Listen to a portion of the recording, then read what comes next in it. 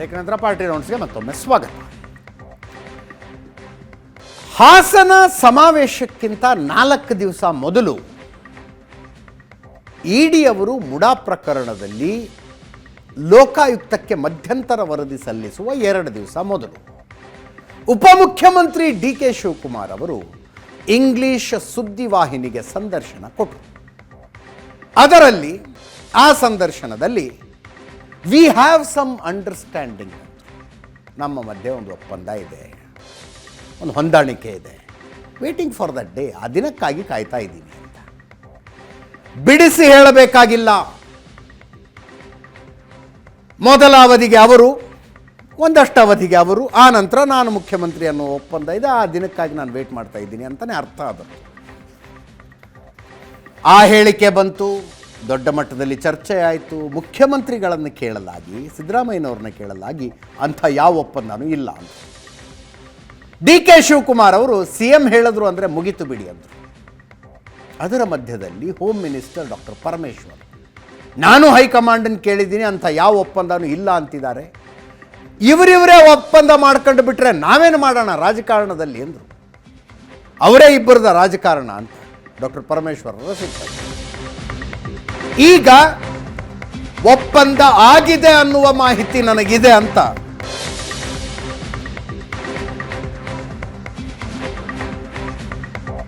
ಅನ್ನುವ ಅರ್ಥದಲ್ಲಿ ಆಹಾರ ಮತ್ತು ನಾಗರಿಕ ಸರಬರಾಜು ಖಾತೆ ಸಚಿವ KH ಮುನಿಯಪ್ಪನವರು ಹೇಳ್ತಾ ಇದ್ದಾರೆ. ಡಿ ಕೆ ಶಿವಕುಮಾರ್ ಹೇಳಿದ್ದು ಸರಿಯಾಗಿದೆ, ನನ್ನನ್ನು ಬೇರೆ ಏನು ಕೇಳಬೇಡಿ ಅಂತ.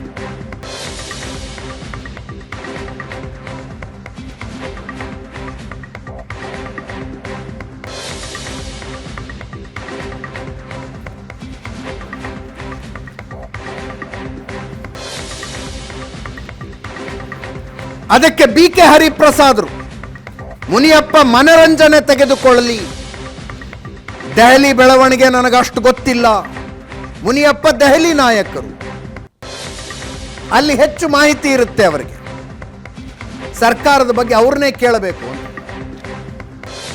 ಅಂತಿಮವಾಗಿ ಉಪಮುಖ್ಯಮಂತ್ರಿಗಳು DK ಶಿವಕುಮಾರ್ ಅವರು ಯಾರೂ ಕೂಡ ಒಪ್ಪಂದದ ಬಗ್ಗೆ ಮಾತಾಡಬಾರದು ಅಂತ ಫರ್ಮಾನ್ ಹೊರಡಿಸಿದ್ದಾರೆ.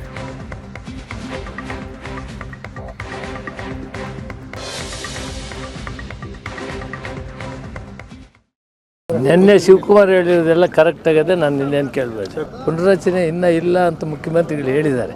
BJPಯವರು ಅತಿ ಶೀಘ್ರವಾಗಿ ಅಧಿಕಾರಕ್ಕೆ ಬರಬೇಕು ಅಂತಿದ್ದಾರೆ. 136 ಜನಕ್ಕೆ ತಿರ್ಗಾ 138ಕ್ಕೆ ಹೋಗಿದ್ದೀವಿ. ಅವ್ರು ಹೆಚ್ಚು ನಮ್ಮ ಮೇಲೆ ಟೀಕೆ ಟಿಪ್ಪಣಿ ಮಾಡಿದ್ರೆ ಜನ ನಮ್ಮ ಪರವಾಗಿ ಬರ್ತಾ ಇದ್ದಾರೆ. ಸ್ವಲ್ಪ ಮನೋರಂಜನೆ ತಗೋತಾ ಇರಿ, ಬರೀ ಸೀರಿಯಸ್ ಆಗಿರ್ಬೋದು ಪಾಲಿಟಿಕ್ಸಲ್ಲಿ, ಮನೋರಂಜನೆ ತೆಗೆದುಕೊಳ್ತಾ ಇರಿ. ಬೆಳಗಾಮಲ್ಲಿ ಅದಕ್ಕೆಲ್ಲ ಉತ್ತರ ಕೊಡೋಣ. ಅಲ್ಲ, ಮುನಿಯಪ್ಪ ದೊಡ್ಡ ಲೀಡ್ರು, ಅವ್ರು ಹೇಳಿದ್ರೆ ನನಗೆ ಅಷ್ಟು ಗೊತ್ತಾಗೋದಿಲ್ಲ. ಡೆಲ್ಲಿ ನನಗೆ ಅಷ್ಟೊಂದು ಪರಿಚಯ ಇಲ್ಲ, ಮುನಿಯಪ್ಪನವ್ರಿಗೆ ಜಾಸ್ತಿ ಪರಿಚಯ. ಅವ್ರ ಮಂತ್ರಿಗಳಿದ್ದವರು ಕೇಂದ್ರದಲ್ಲಿ, ಅವ್ರಿಗೆ ಗೊತ್ತಿರುತ್ತೆ. ಅವ್ರ ಬಗ್ಗೆ ನಾವು ಟೀಕೆ ಟಿಪ್ಪಣಿ ಮಾಡೋಕ್ಕಾಗೋದಿಲ್ಲ. ಅವ್ರು ಏನು ಹೇಳಿದ್ದಾರೆ ಅಂತ ನೀವು ಅವ್ರನ್ನೇ ಕೇಳಬೇಕು, ಎಲ್ಲ ಅವ್ರನ್ನೇ ಕೇಳಿ, ಮುನಿಯಪ್ಪನವ್ರನ್ನೇ ಕೇಳಿ, ಅವರೇ ಉತ್ತರ ಕೊಡ್ತಾರೆ. No question of no one should talk on any ಒಪ್ಪಂದ. ಯಾವ ಸೂತ್ರನೂ ಇಲ್ಲ, ಏನಿಲ್ಲ. ನಮ್ಮದು ಅವ್ರದ್ದು ಕೆಲವು ರಾಜಕೀಯವಾಗಿ ಕೆಲವು ಅಂಡರ್ಸ್ಟ್ಯಾಂಡಿಂಗಲ್ಲಿ ನಾವು ಕೆಲಸ ಮಾಡ್ಕೊಂಡು ಹೋಗ್ತಾ ಇದ್ದೀವಿ. ಸೂತ್ರದ ಬಗ್ಗೆ ನಾನು ಎಲ್ಲೂ ಮಾತಾಡಿಲ್ಲ, ಯಾವುದೂ ಇಲ್ಲ. ನಾನು ನ್ಯಾಷನಲ್ ಚಾನಲಲ್ಲಿ ಹೇಳಿದ್ದೆ ಅಂದರೆ we have come to some understanding. ಆಯ್ತು, ನನಗೆ CM ಕೆಲವು ಜವಾಬ್ದಾರಿ ವಹಿಸಿದ್ದಾರೆ, ನನಗೆ ಕೆಲವು ಜವಾಬ್ದಾರಿ ವಹಿಸಿದ್ದಾರೆ. ನಾನು ಅದ್ರ ಪ್ರಕಾರ ಅದು ಕೆಲಸ ಮಾಡ್ಕೊಂಡು ನಾವು ಹೋಗ್ತಾ ಇದ್ದೀವಿ. ಸೂತ್ರದ ಬಗ್ಗೆ ಯಾರ ಮಧ್ಯೆ ಮಾತಾಡೋಂಥ ಸಂದರ್ಭ ಇಲ್ಲ, ಅವಶ್ಯಕತೆ ಇಲ್ಲ. What ever CM has said it is closed ಅಂತ ಹೇಳಿದ್ದೀವಿ. It is finished. ಪ್ರಶಾಂತ್ ಯಾರಮ್ಮ ಜೊತೆಗೆ. ಪ್ರಶಾಂತ್, ಏನು ಶುರು ಮಾಡಿದ್ದೆ DK ಶಿವಕುಮಾರು, ಬಂದ್ ಮಾಡ್ತಾ ಇರೋದು DK ಶಿವಕುಮಾರು, ಪರ್ಪಸ್ ಸರ್ವ್ ಆಯಿತು ಅಂತ ಹೇಳಿಕೆದ್ದು. ಅವರು ಶುರು ಮಾಡಿದ್ದು ರದ್ದಾಂತ ಆಗಲಿ, ಬೀದಿ ಜಗಳ ಆಗಲಿ ಅಂತಲ್ಲ.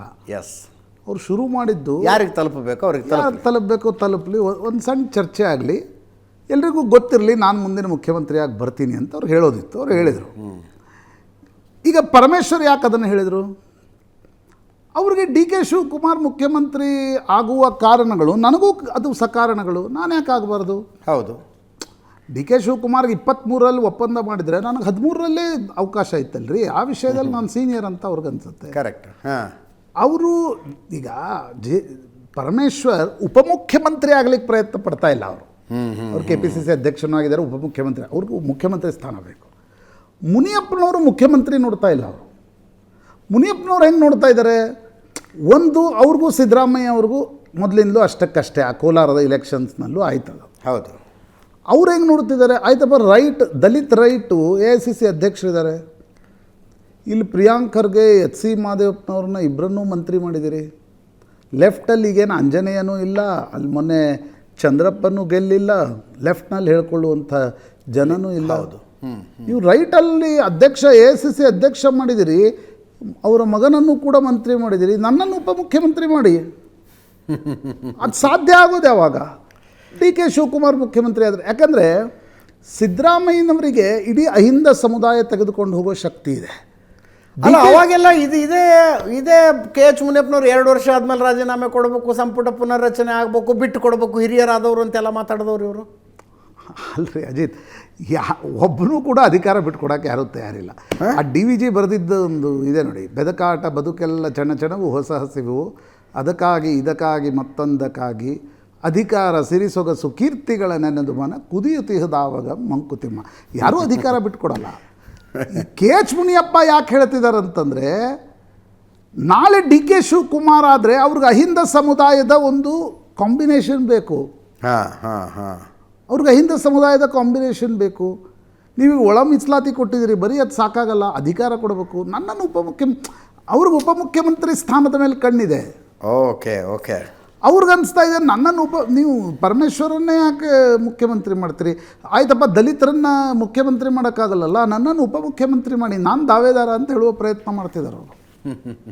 ಆಮೇಲೆ ಇಡೀ ದಿಲ್ಲಿಯಲ್ಲಿ ರೈಟ್ ಲೆಫ್ಟ್, ಸೋನಿಯಾ ಗಾಂಧಿ, ಪ್ರಿಯಾಂಕಾ ಗಾಂಧಿ ಮತ್ತು ರಾಹುಲ್ ಗಾಂಧಿಗೆ ರೈಟ್ ಲೆಫ್ಟ್ ತಲೆಯಲ್ಲಿ ಹೊಕ್ಕಿದ್ದೆ KH ಮುನಿಯಪ್ಪನವರು. ಅಲ್ಲಿವರೆಗೆ ಅವ್ರು ಈ ರೈಟ್ ಲೆಫ್ಟ್ ಗೊತ್ತಿರಲಿಲ್ಲ ಅವ್ರಿಗೆ.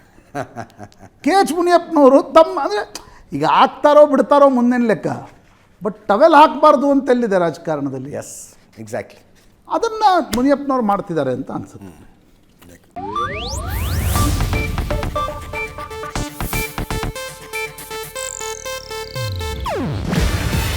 ಇದು ಏಷ್ಯಾನೆಟ್ ನ್ಯೂಸ್ ನೆಟ್ವರ್ಕ್ ಪ್ರಸ್ತುತಿ.